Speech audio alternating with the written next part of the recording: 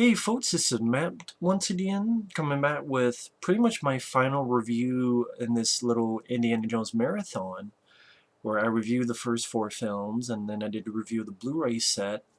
But the final one is on Facebook.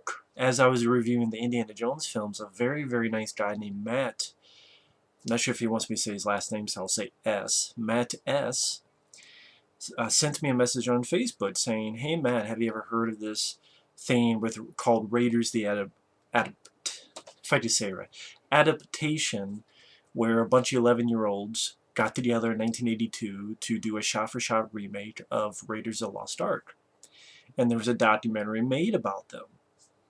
And I'm like, I vaguely heard, but not much about it. And he's like, "Hey, would you review this if I sent you it?" And I said, "Sure." And that is for this. A Blu-ray DVD combo pack of Raiders, the story of the greatest fan film ever made. And it's actually signed as well, very cool, by, I believe, Eric and Chris. I believe that's the names. Could be wrong.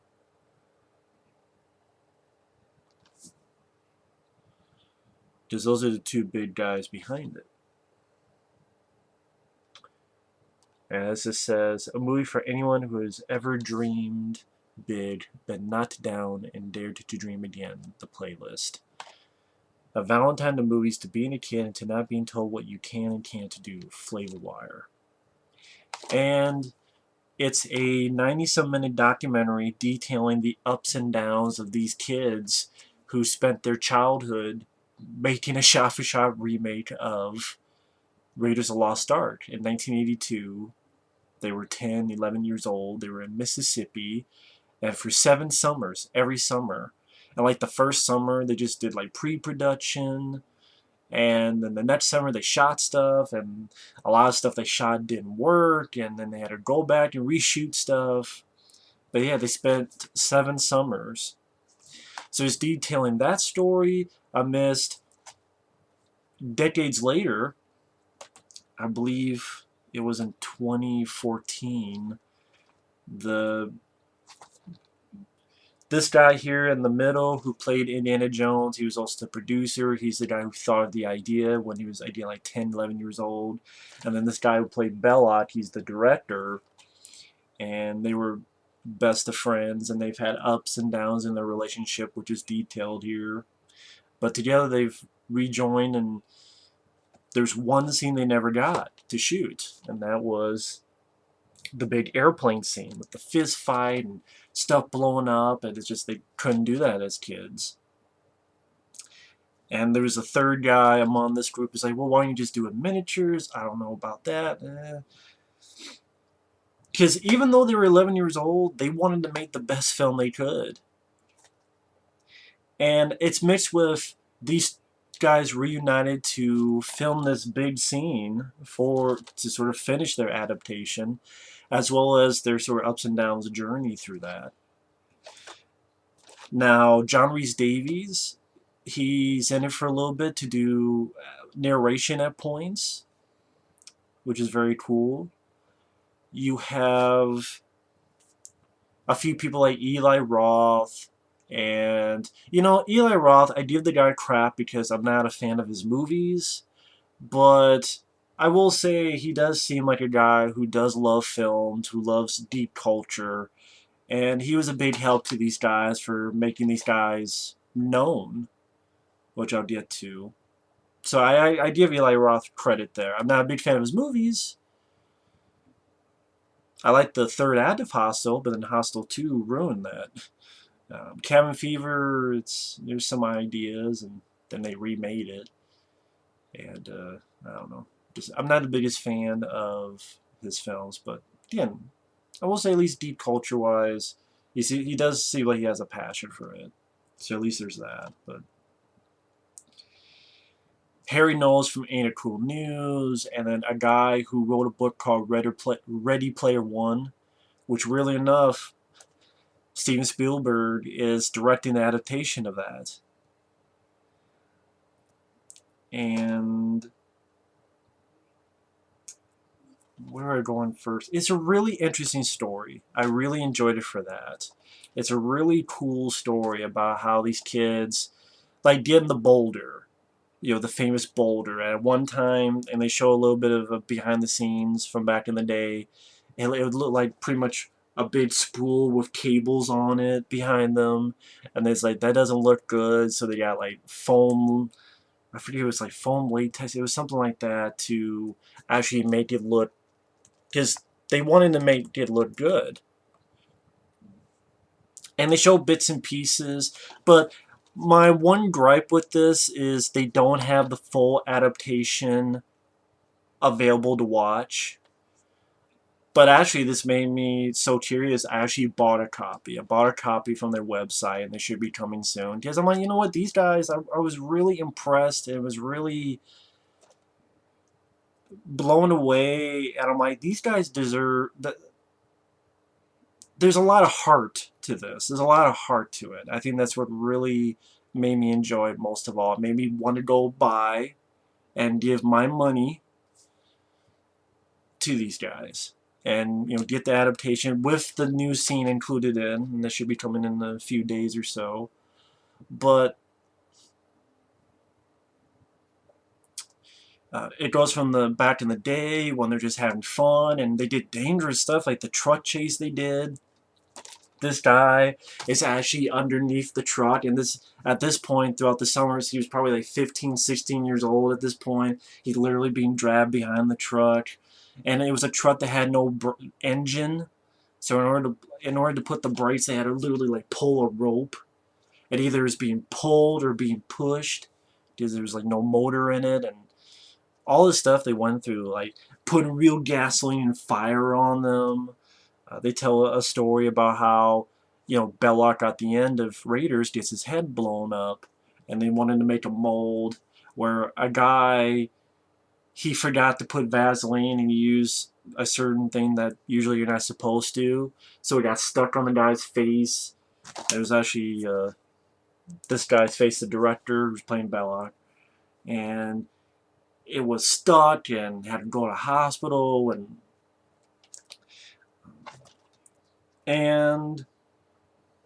there's fun stuff, and then it's also mixed with a bit of drama too.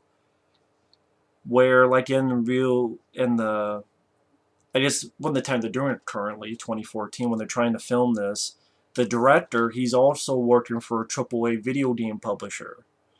And the director's like, you better finish that soon, because if you don't, you're going to be fired. And then this guy's like in between, well, I really want to finish this because it's a big part of my childhood and dream. But then this guy, my boss threatened to fire me if I don't go back, certain day. So it cuts between the problems of them trying to do this plane scene, and there's raining and all this other hassle, to when they made their film from back in the day. Um, like I said, building the boulder for back in the day for the famous scene at the beginning of Raiders. It was like 5 attempts. One was like a big water balloon, not water, but big balloon, and it blew up. One was like doing recoils in a hurricane or something like that, like zipped it away out the window or such. And they talk about how they did this scene with fire, and parents saw that, they shut it down, and the parents said no, and they were able to convince them. But also some drama from their childhood as well. For like one guy put it best, it seemed like we were the outsiders. We were like the Goonies, and they referenced the Goonies. And they do show clips from the Goonies in that scene, and some little clips from Raiders Lost Ark throughout it, so they got clearance from that. And about how like the lead guy, they just do a little bit, like the lead guy, he had a stepfather who would yell and would drink a lot, a little abusive. The director's parents getting divorced, and how it seemed like they were outsiders. And even these two guys' friendship, like throughout the 7 summers, by the end of it, they were getting to college and they were not talking to each other, and one fucked over the other for a girl, and then they mended fences for a while, and then this guy, admits on camera, who played Indiana Jones, that he had a bit of a drug problem later on in life, but again, the ups and downs, and there's part of it is like, is that really needed for the doc? I mean, can you just concentrate on just making the fan film? But I guess they want to bring a little bit of depth and reality because that's what really happened, and there's a little bit more depth to the doc. This is not just a fluff piece or anything. And I remember at first I'm like, I don't know if this should be. Do I really need to hear that this guy had a drug? Yeah, he's doing good now, but I guess because it's history and that's real life, and it shows that these are real people. It's not a Hollywood fake bullshit. And it also works because as they're filming this, things are going good. Like, this guy has a wife and a daughter, and he's doing good. The director has a wife, a loving wife, and a few kids. And this guy here, I believe it was Eric, his one kid says, I can't believe Spielberg needed $20 million to do his film when my dad, all he had to do is use his allowance. And the kid said it dead serious. Because the kid's like, I don't know, 7, 8 years old, maybe 10, I don't know. But,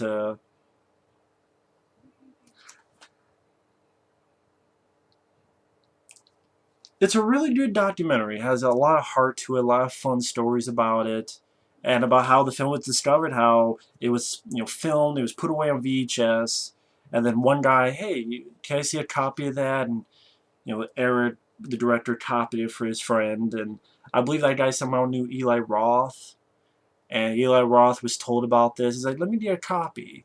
And then I think it was around the time Cabin Fever was coming out, and Eli Roth came up and told Harry Knowles, Cool News, at one of those button-on-a-thon, like marathon of movies, and they showed it, and people loved it. People loved it, and people cheered, and for like the first 40 minutes, they loved and cheered it, and then they had to cut it out because it wasn't playing for the marathon, because they had to get to the next movie, which was The Two Towers, Lord of the Rings: The Two Towers, and people were seriously debating, I we can wait till Two Towers. That comes out next week. Whenever let's go watch. Let's watch the rest of this. Let's watch the rest of this because it is a crazy idea in 1982 having just old school huge ass video cameras, Betamax, whatever you want to call them, filming a shot for shot fan film remake of Raiders of the Lost Ark. It seems impossible. And it seems crazy, and yet they did it. And this is from like 82 to like 89. 7 summers, the whole childhood doing this. And then when Eli Roth showed that about 2002 or 2003, it began this resurgence for these guys. Like, these guys were able to get back together and become good friends again. And obviously that survived for 10 years to get to shooting the last scene. And that even says in the credits that the director quit his job at that video game place and says, I want to be a director. And these guys now have a production company, and I don't know what's next for them. I don't know what they're going to do next. I think someone joked, you don't remake Temple of Doom or Last Crusade and such? Like, no. So I don't know what they're going to do next. But, yeah, after the marathon at the Ain't Cool News thing, these guys actually got a letter from Steven Spielberg saying that he really enjoyed it, and to tell you that it inspired even me. And then they actually got to meet Spielberg in person. They have a picture with him. And they talk about how they spoke to him for like 40 minutes. And it's just such a great, heartfelt story with its ups and downs, and it's just almost like the story itself is a movie unto itself. It's a really heartfelt story. I really enjoyed it. I really thought this was... And it has a 93-minute, give or take, documentary, but it also has 2 commentaries. One by the guys who made the documentary, and a commentary by Chris and Eric, these 2 guys who were the subjects of the documentary. Thought those were pretty good. You got some deleted scenes from the documentary, You got a Q&A from the 2003 premiere at the Alamo Drafthouse, which did pick up this, Drafthouse Films. And it was about 30-40 minutes on our answering questions. It was pretty interesting stuff. Some trailers. And inside you have like a little, I think this was meant for a digital download, but I don't really do those. And then the sort of a reproduction of what they had done. Like for, again, as 11-year-old kids, 10, 12-year-old kids, they were doing stuff like this. Because you remember, that was not out on DVD. There was no DVD. There was no VHS. Well, when was VHS prevalent? I'm trying to remember. I think you could record stuff on a big camcorder, but I don't know, when was VHS really prevalent? It's not like Raiders of the Lost Ark was on VHS, is what I'm saying. You had to see it in the theater, or when it was re-released in the theater, and memorize it, or look at comic books. And I remember one of them mentioned how they tried to put a tape recorder and walk in to record the music and sound, and the guy got kicked out, the kid. But I mean, they're actually, drew these things, and I mean, when I was 10, 11 years old, I couldn't even think of doing anything like this. But it's pretty, with all the ups and downs, it's pretty inspirational, and it's just really such a very cool thing. Such a cool thing. Is it, man. And this actually has another cover, which is right here. Which I thought that's a really cool thing, too. So, I'll put this cover for a little bit. Yeah, Raiders. I think about it. How many, nowadays, how many fan films are there now? There are Star Trek, Star Wars. Type in fan film on YouTube. You'll find Batman versus Predator, which have like the aliens and Joker in it. You have the Casey Jones movie, fan film. You have even death battles like Batman versus Deadpool and such. And you have Star Trek fan films. Hell, my friend Michael Keane is doing Star Trek fan films. But the fact is, back from 82 to 89, 11-year-old kids, they shot like, because they didn't get that one scene, it's still like an hour and 50-minute fan film with old school technology from back in the day. That's unheard of. And that's insane. And especially for a film like Raiders of the Lost Ark was a big movie. It has a lot of stuff to it. It's not like, let's remake a fan film of Clerks, which I think someone actually did that on YouTube. They didn't do the whole thing, but did like clips. It's not like, let's do a small film. They did like the biggest film at the time. But yeah, this is such a cool thing. And again, I made me want to order their adaptation to give it a look from beginning to end.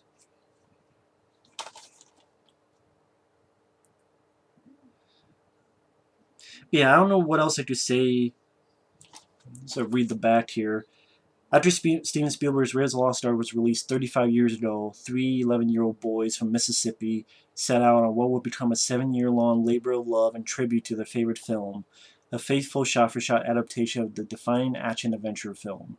They finished every scene except one, the thrilling explosive airplane set piece. Over 2 decades later, the trio reunited. Well, the third guy didn't really have much to do, honestly, with the original cast members from their childhood in order to complete their masterpiece. Featuring interviews with John Rhys Davies, Eli Roth, and more, the story of the greatest fan film ever made is just that. The story of this long gestating project's culmination, chronicling the friends' dedication to our artistic version, mixed in with some movie magic to create a personal, epic love letter to a true modern classic. Man, I would... What would I have done if I was 10 years old? 83. I mean, it'd be like 93. Well, 11, 94.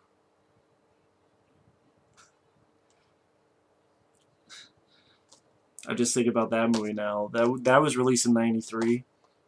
I would have done a shot-for-shot remake of Hard Target, only it would star Raphael from the Ninja Turtles, since I'm a big Ninja Turtle fan. At 11 years old, I'm like, I love Van Damme, I love Hard Target, I love Raphael Ninja Turtles. I'm going to do a shot-for-shot remake of Hard Target, only starring Raphael. I still love to see that one day. But, yeah, I'm not sure. I'm just repeating myself. This was a really cool thing. So thank you once again, Matt S., for this. Very cool to watch this. It was definitely a lot of fun. Thanks for watching. Take care, and we will see you later. Bye-bye.